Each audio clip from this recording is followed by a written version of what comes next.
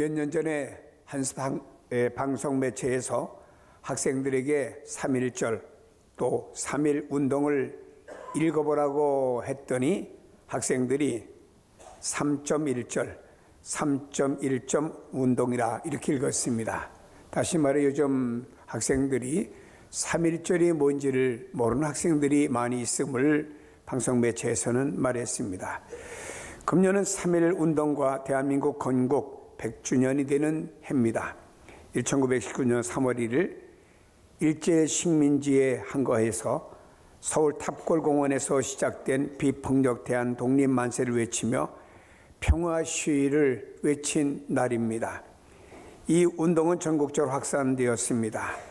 이 거족적 정운동은 국내외에서 1년 동안 지속이 되었습니다. 인구의 10%인 200만 명이나 되는 남녀노소가 신분과 계급을 넘어 참여했습니다. 희생도 컸습니다.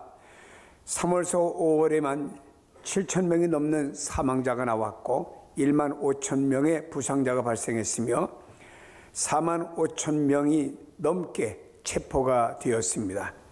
이 운동은 아쉽게도 독립 쟁취를 하는 데는 실패를 했습니다. 하지만 근대적 민족 정신을 촉발시켜서 독립을 향한 구체적 행동에는 불을 붙이게 되었습니다. 한 달 만에 상해 임시정부가 생겼고 독립군도 결성이 되었습니다. 국내에서 근검 절제와 국산품 애용과 계몽운동이 일어난 독립을 향한 자주적인 행보가 시작이 된 것입니다. 이 3.1운동은 두 종교가 이끌었습니다. 당시에 100만 신도였던 천도교와 인구의 1% 정도밖에 안 되는 20만의 기독교가 그 역할을 담당했던 것입니다. 독립선언 민족대표 33인 중에 기독교인이 16명이었고 불교가 2명이었습니다. 민족대표를 48명으로 확대할 경우에 24명이 기독교인이었습니다. 33인 중에 10명은 목사님이었고 2명은 장로님이었고 3명은 전도사님이었고 1명은 집사님이 이에 참여했던 것을 역사적으로 볼 수 있습니다. 3.1운동의 유관순 열사를 빼놓을 수가 없죠. 3.1운동하면 왠지 유관순 이렇게 우리가 부르고 있지 않습니까? 당시에 유관순은 이화 학당에서 1학년 재학 중에 있었고 지금으로 보면은 중고등학생 정도였음을 볼 수 있습니다. 만세 소리가 학교 담장 밖에서 들립니다. 유관순도 만세를 외치기 위해서 밖으로 나가려고 하니까 담당 교사가 나를 짓밟고 나가거라 하며 위험한 곳으로 나가는 것을 막고자 했습니다. 그때 유관순 열사는 선생님 죄송합니다. 나라를 살려야 되겠습니다. 말하고 담을 넘어가서 만세운동에 동참을 하게 됐습니다. 파고다공원 만세운동 행렬에서부터 3월 5일 서울역과 종로의 만세 집회 이후에 일제는 전국 학교를 다 문 닫게 만들었습니다. 이화 학당에 학생이었던 유관순은 학교가 문 닫는 바람에 고향인 천안으로 내려가는 기차에 몸을 실게 되었습니다. 유관순 열사에게 덜커덩거리는 기차 소리는 조선 독립하는 소리로 그 귀에 들리게 되었습니다. 유관순은 천안에 교회에 모인 어른들 앞에서 독립선언서를 내놓았습니다. 서울에서 일어난 일들을 자세하게 전하며 이곳에서도 만세운동을 할 것을 촉구했습니다. 비록 나이가 어리지만 당당하게 말하는 그녀의 말에 어른들은 감동을 받았습니다. 고향인 용돌이 매봉교회는 전 교인이 만세운동에 동참하기로 이렇게 모든 성도들이 결정을 했습니다. 거사 1은 아운의 장터 장이 서는 음력 3월 1일 양력으로 4월 1일이었습니다. 유관순은 몇 내 어른들과 교회 그리고 학교를 찾아다니며 만세운동에 동참하도록 설득했고 저녁이면 태극기를 만드는 일에 함께 동참했습니다. 유관순 열사는 장이 열리는 그날에 장터에서 제일 이렇게 높은 쌀을 쌓아놓은 그 쌀섬 위에 올라가서 큰 소리로 이렇게 말했습니다. 지난 날 동안 우리는 나라 없는 백성이 되어 온갖 압제와 서름을 참고 살아왔습니다. 이제 나라를 다시 찾아야 합니다. 독립만세를 불러 나라를 찾읍시다 라고 외쳤습니다. 독립선언서가 낭독되자 만세 소리가 천지에 울렸고 일본 헌병이 달려왔지만 만세 행렬을 막을 수는 없었습니다.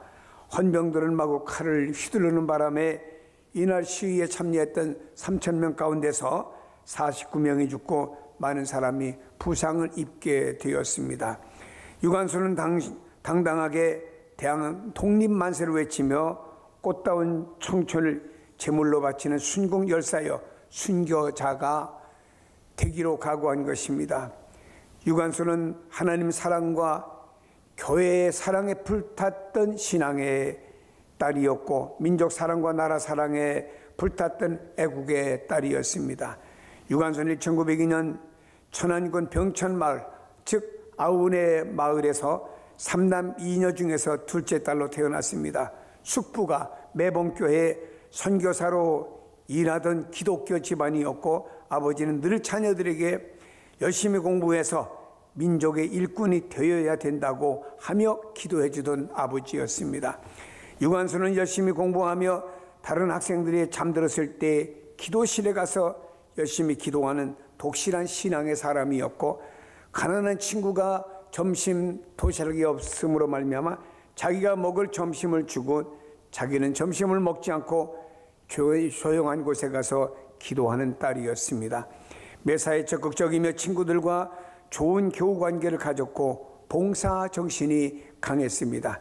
14세가 되던 해에 서울의 이화학당에 편입하면서 유관순의 신앙과 민족애는 더욱 뜨거워졌고 이화학당은 경건한 분위기 속에서 학생들에게 조선의 막달라 마리아가 되라고 가르치기 시작했던 것입니다.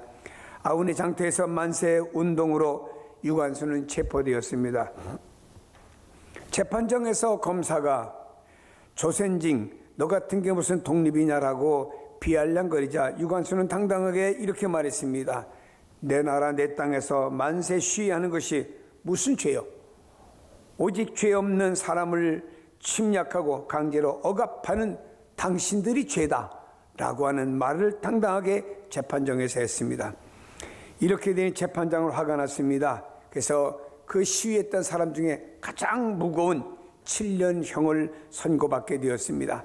유관순은 마지막 수감된 곳은 서대문 형무소였습니다. 그녀는 옥중에서도 시간이 날 때마다 만세운동을 외쳤고 그에 따라서 감옥에 있는 많은 사람들이 함께 만세에 동참을 했습니다. 그때마다 유관순은 불려나가 매를 맞았습니다. 굽히지 않았습니다. 독방에 갇혀서 100가지에 달하는 가지가지의 고문을 당하고 출소를 앞두고 고문 후유증으로 내장이 파열되어서 세상을 떠났습니다.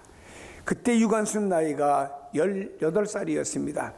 그는 내 손톱이 빠져나가고 고문암으로 말미암아 손톱을 빼지 않습니까? 일본 사람들이. 내 귀가 코가 잘리고 내 손과 다리가 부러져도 그런 고통은 이길 수가 있사오나 나라를 잃은 고통은 견딜 수가 없습니다. 나라에 바칠 목숨이 오직 하나밖에 없는 것이 이 소녀의 유일한 슬픔입니다 라고 마지막 유언으로 이 말을 남기고는 그는 죽었습니다. 온몸이 찢기고 더럽혀진 그의 시신마저도 일본 사람들은 6토막을 내버렸습니다. 죄명은 오직 하나입니다. 태극기 흔들며 독립만세를 외쳤다고 하는 이 죄목으로 이렇게 가혹한 형을 가한 것입니다. 그녀 유해는 이태원 공원 묘지에 묻혔지만 일제가 이곳을 군용지로 개발하면서 지금은 그 흔적도 찾지 못하고 있고 유관순이 다니던 충남 천안 용두리 매봉교회는 만세운동을 주도했다고 하는 이유로 일본 사람을 불태워버렸습니다. 해방된 다음에 재건되어서 그 교회 이름을 유관순 기념교회로 지정되어서 지금까지 그 교회가 천안에 있음을 볼 수가 있습니다. 자, 오늘을 사랑하는 우리에게 3.1 운동이라고 하는 이 날은, 3.1절은 어떤 날일까? 그냥 우리 역사의 어두웠던 시절에 불과한 날일까? 3.1절을 보내며 민족 사이에 유관순 혹은 주기철, 안중근 이런 그리스도인들이 나라와 민족을 위해 외쳤던 위대한 영웅을 찬양하는 그 날로 이 날을 끝내야 되는가? 저들도 우리와 같은 그 시대의 인물이었건만 만국의 서름을 위해서 한 목숨을 바쳐 나라를 사랑하는 모습을 보여주었던 인물들 아니겠습니까? 역사 속에 민족을, 나라를 사랑하기 위해서 저들은 하나가 되었고, 저들의 희생이 오늘의 대한민국의 미랄이 되었다고 볼 수도 있습니다. 하나님께서 역사 속에 일하시는 것을 보는데 왜 우리나라가 강대국 틈 속에서 지금까지 눈치를 보며 살아가야 되는지 모르겠습니다. 하나님이 우리 민족을 위해서 어떻게 일했는지, 또 어떻게 일하시는지 우리가 이 미래를 바라보면서 오늘의 말씀을 좀 나누어야 되겠습니다. 12절에 말씀합니다. 주께서 주의 일을 시온산과 예루살렘 다 행하신 후 아수르의 왕의 완악한 마음의 열매와 높은 눈의 자랑을 벌하시리라 그랬습니다. 하나님께서는 오늘 성경에 아수르를 벌하시겠다고 말씀했습니다. 구약의 아수르 나라는 중동 지역의 많은 지역을 대부분 차지하고 있던 막강한 나라였습니다. 아수르란 나라는 지금으로 말하면 이라크 북부 지역에 있는 나라였고 이사야 선지가 활약했던 그 시대의 나라였습니다. 본문에 하나님께서 아수르 나라를 물리쳐 주시겠다고 뜻을 밝히셨습니다. 구약의 하나님의 백성인 이스라엘 나라가 하나님을 거역합니다. 다른 신을 섬깁니다. 그리고 하나님보다 다른 강대국을 더 의지하는 잘못을 범하게 되었습니다. 하나님께서 구약의 이스라엘 백성들을 부를 때는 너희는 나만 의지하고 살아가라. 그리하면 광야에서 너희에게 만날 주었고 메추라기를 주었고 내가 너를 아말렉과의 전쟁에서 너를 보호해 주었고 광야에서 너희에게 반석의 샘물을 주신 것과 같이 너희 민족을 내가 보호해 줄 것이다. 그리고 가나안 땅을 내가 너희 민족에 줄 것이다 라고 분명히 약속의 말씀을 하셨어요. 근데 가나안 땅에 들어와서 이 백성들은 세월이 지나면서 하나님을 거역하는 다른 우상을 섬기게 되었고 하나님보다 현실 위주로 강대국을 더 의지하며 현실주의로 가는 이런 잘못을 범하게 되었습니다. 하나님께서는 아수르라는 나라를 시켜서 왜 잘못하고 있느냐? 이스라엘 백성을 벌하는 막대기로 사용했습니다. 이제는 아수르를 또 유다 백성, 이스라엘 백성을 벌했으니 아수르를 물리치겠다고 말씀하는 것입니다. 하나님께서 이스라엘 백성의 징계 막대기로 아수르를 사용했습니다. 오늘 성경에 말씀하고 있습니다. 어떤 톱이 나무를 자르는데 톱이 자르느냐? 누군가 사람이 그 톱을 이렇게 톱질함으로 그 나무가 잘라지지 않느냐?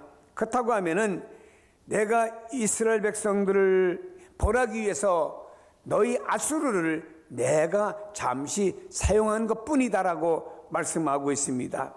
이유는 이스라엘 백성들이 하나님 앞에 잘못했던 것입니다.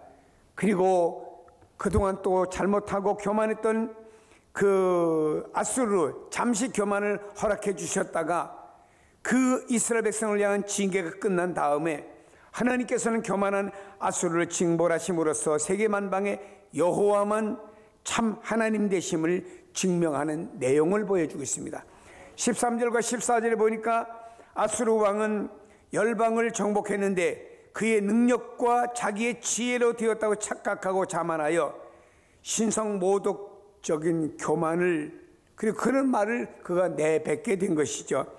아수르가 타민족을 점령하고 노력질하는 것은 마치 어미새가 어미 둥지를 떠난 다음에 그 알을 쉽게 꺼내가는 것과 같이 아수르는 손쉬운 과정을 통해서 정복하는 것은 자신들의 군사력과 자신들의 전략으로부터 그 다른 나라들을 자기의 손아귀에 넣었다라고 생각을 했습니다.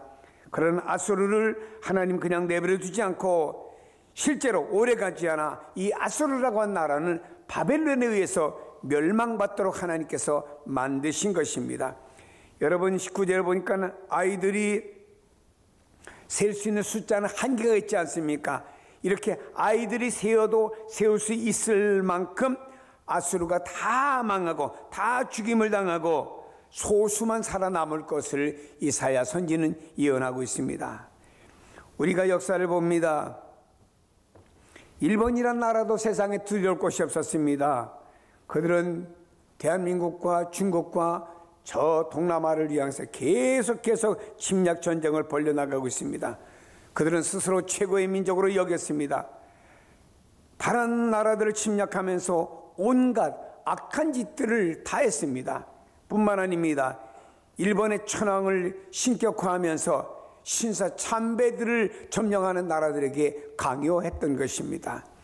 그런 그들의 모습은 하나님을 거역하는 것이고 하나님 앞에 참으로 교만한 모습이 될 수밖에 없었습니다. 그 결과 일본은 하나님의 징계와 하나님의 심판으로 처절한 패배와 수치를 당하게 되었습니다. 100년 전 신앙의 선배들이 목숨을 걸고 나섰던 것은요, 권력이 아무리 대단하다고 해도 저들의 오만한 태도는 하나님께서 반드시 물리쳐 주신다고 하는 사실을 굳게 믿었기 때문에 저들은 목숨을 걸고 나선 신앙의 선배들이 있었던 것입니다. 여러분, 예나 지금이나 크고 힘 있는 나라들이 작고 힘없는 나라들을 억압하는 경우가 많습니다. 다른 나라들의 땅과 다른 나라들의 사람과 다른 나라들의 재산을 빼앗기도 합니다. 그리고 자기들의 능력이 있어 이같이 하였다라고 저들은 의시되고 있습니다. 그런 나라들은 모두 아수르와 같은 나라들입니다. 하지만 천지를 창조하시고 역사를 주관하신 하나님은 이런 교만하고 악을 행하는 나라들을 그냥 버려두지 않고 때가 되면은 반드시 멸망받게 하시는 하나님의 섭리가 과거의 역사를 보면은 있음을 보게 됩니다. 이 세상의 어떤 권력과 이 세상의 어떤 강대국도 하나님을 이기지는 못합니다. 며칠 전에 TV 한 프로 가운데 히틀러의 최후라는 그 영화가 나오는 것을 잠시 보았습니다. 유럽을 다 점령해 나갑니다. 근데 마지막에 그 소련과 싸우면서 히틀러는 최후를 방카 속에 들어가서 그 작은 공간 속에서 거하는 처참한 모습을 소개하는 내용이었습니다. 그 히틀러, 그가 외쳤지만 하나님께서는 그의 교만을 더 이상 허락지 않으니까 그의 교만이 꺾어지고 만 것입니다. 구소련이라는 나라도 교회 문을 닫았고 하나님을 대적하는 행위를 했으나 경제적인 어려움을 통해서 하나님 그 나라를 꺾어버리고 말았습니다. 지금도 지구상에서 악한 권력들이 하나님의 교회를 탄압하고 핍박하는 일들을 저지르고 있으나 역사의 주관자가 되시는 하나님께서 아들 예수 그리스도의 피값을 주고 산 교회들은 반드시 이기도록 만들 것입니다. 중국이라는 나라도 교회를 문 닫고 교회 간판을 띄고 십자가를 띄고 불사르고 중국에 있는 선교사들을 다 추방을 시키고 그리고 이 지금 잘못된 바람이 인도로 중앙아시아로 계속 불어나가고 있습니다마는 지금은 저들이 핍박하고 악이 세워지는 것 같지만 하나님께서는 언젠가 이런 하나님의 역사를 대항하는 저들을 심판하는 날은 반드시 있을 것입니다. 왜냐? 과거의 역사가 그렇게 우리에게 증명하고 있고 성경이 말씀하고 있기 때문인 것입니다. 하나님은 교만하고 악한 권력들을 반드시 물리치실 줄로 믿습니다. 20절에 이렇게 말씀하고 있습니다. 그날에 이스라엘 남은 자와 야곱 족속에 피난한 자들이 다시는 자기를 친자를 의지하지 아니하고 이스라엘의 거룩하신 이 여호와를 진실하게 의지하리니라고 말씀합니다. 하나님께서 이스라엘을 어렵게 하셨던 이유가 있었음을 말씀합니다. 그것은 이스라엘이 고난의 과정을 통해서 하나님께로 돌아와 하나님을 의지하는 목적 때문에 하나님께서는 이스라엘을 치셨다라고 말씀합니다. 이스라엘 백성들이 하나님만 잘 섬기고 어떤 강대국이나 우상을 섬기지 않았으면 하나님이 이스라엘을 징계하지 않을 것입니다. 그러나 이스라엘이 하나님이 아닌 우상을 섬기며 강대국을 의지하니까 하나님께서는 그 어떤 강대국을 통해서 이스라엘을 깨닫게 만들어 주었고, 그 이스라엘이 여호와께로 돌아와 여호와를 의지하는 목적으로다가 하나님께서 이스라엘을 어렵게 만들었다고 말씀하고 있습니다. 이스라엘 백성은 전능하신 하나님의 구원을 받은 백성입니다. 하나님의 백성 그 어떤 경우에라도 하나님을 의지해야 됩니다. 그런데 이스라엘 백성은 우상과 강대국들을 의지했어요. 아수르, 애굽, 바벨론을 의지했습니다. 그러나 그 의지했던 강대국들에 의해서 오히려 이스라엘 백성은 망하고 매를 맞게 된 것이지요. 하나님께서는 그리고 교만한 악한 아수르를 물리치시고 아수르의 손에서 이스라엘을 건져주시는 이유는 이스라엘 백성들로 하여금 온전히 하나님께로 돌아오고 이제부터는 하나님만 의지하라고 말씀하였기에 이스라엘의 거룩하시니 여호와를 진실하게 의지하기를 바라면서 그 백성을 구원하신 것입니다. 하나님께서는 우리 한반도에서 일본 제국주의 세력을 몰아내 주셨습니다. 그 덕택에 우리나라는 이렇게 한반도 반쪽이라도 되찾고 살아가게 되었지요. 성도들은 이 땅에 해방을 주신 하나님의 의도를 깨달아야 됩니다. 이스라엘 백성들처럼 세상의 권력과 어느 강대국에 기대어 나라를 지키려고 하지 말고 하나님께 기대어 나라를 제대로 지킬 수 있다라고 하는 것을 보여주기 위해서 우리로 하여금 해방의 은혜를 베풀어 주신 것입니다. 하나님께서 오늘날 우리에게 이렇게 물으실 수도 있어요. 한국교회야, 한국교회 크리스찬들아, 내가 너희에게, 아니 너희 교회에게, 너희 한반도에게 해방을 선물로 베풀어 주지 않았느냐?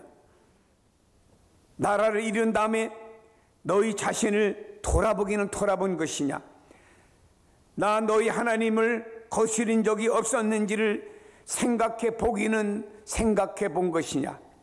또 내가 너희에게 일제의 사슬에서 벗어나게 한 뒤로 오늘에 이르기까지 이만큼 내가 너희를 축복해 주었건만 나를 거스리고 있지 않는지를 되돌아보라고 주님이 우리에게 물으신다고 한 그 물음 앞에 우리가 뭐라고 답을 하겠습니까? 한국교회가 아니고 우리 크리스찬들이 뭐라고 그 주님 앞에 고백할 수가 있겠습니까? 해방 이후에 하나님 아닌 것을 하나님보다 더 의지하는 모습과 한국교회 안에 성도들 안에 두드러지게 나타나고 있지 않은지요? 하나님 주신 자유를 저버리고 죄악과 불의와 탐욕의 종이 되어 살아가는 우리의 모습이 아닌지를 돌아보아야 됩니다. 3.1운동 100주년을 맞이하는 우리 민족은 해방을 주신 하나님을 의지해야 됩니다. 해방을 주신 하나님을 바라보며 그 하나님을 의지해야 됩니다. 하나님만을 진실하게 경외하고 철저하게 하나님만 의지하고 살아야 했던 우리들이 그렇지 못함을 결국에 조국의 분단에 아픔을 당하고 여기까지 이르게 되었습니다. 그러나 그래도 이 땅에 교회를 세우고 부흥하고 믿음의 사람이 25%나 되는 대한민국 땅에는 하나님이 오늘날 이와 같은 복을 주셨고, 저 북녘 땅에는 하나님이 아닌 교회 문을 닫게 만들었고 사람을 신과 같이 믿고 의지하게 만들었던 북녘 땅의 모습은 오늘 세계 속에서 구걸하는 나라가 되고 만 것을 우리가 역사의 현주소지 속에 알 수 있지 않습니까? 여러분, 우리가 진정천폭으로 하나님을 의지하며 살아가고 있습니까? 아니면 육신의 생각에, 아니 육신에 의해서 따라가는 우리의 삶이 아닌지를 돌아봐야 되겠습니다.